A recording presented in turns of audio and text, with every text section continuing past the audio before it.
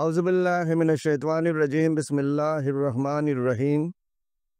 تین چیزیں کبھی مت چھوڑنا۔ نمبر 1 میں جو پہلی چیز آتی ہے وہ ہے سچ بولنا۔ حق کی راہ نہ چھوڑو۔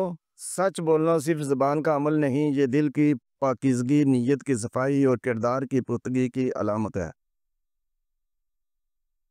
سچ بولنے والا شخص وقتی طور پر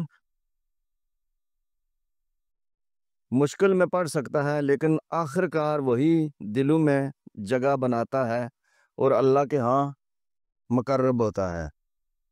قرآن میں فرمایا گیا ہے، اے ایمان والو، اللہ سے ڈرو اور سچوں کے ساتھ ہو جاؤ۔ التوبہ آیت نمبر 119۔ حدیث پاک میں ہے، سچ بولنا نیکی کی طرف لے جاتا ہے اور نیکی جنت کی طرف۔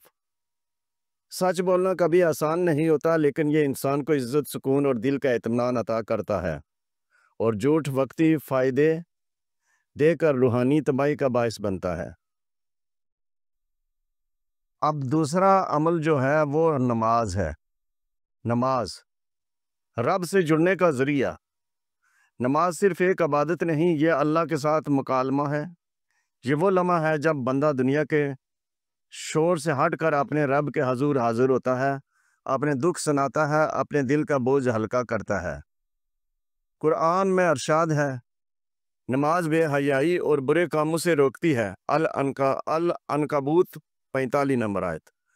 نماز روح کو طاقت دیتی ہے، دل کو سکون اور زندگی کو ترتیب۔ جو نماز چھوڑتا ہے وہ دراصل اپنے خالق سے جڑنے کا واحد ذریعہ کھو دیتا ہے۔ نماز کے بغیر زندگی ایک خالی جسم کی مانند ہے، جس سے روح تو ہے مگر روشنی نہیں۔ تیسرا عمل جو بنیادی اہمیت کا عمل ہے وہ ہے والدین کی خدمت۔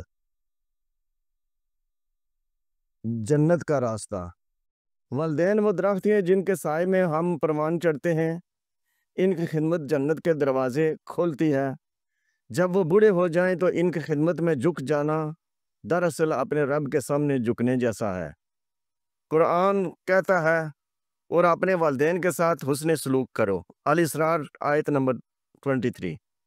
حدیث پاک میں ہے، والد کی رضا میں اللہ کی رضا ہے، اور والد کی ناراضی میں اللہ کی ناراضگی ہے۔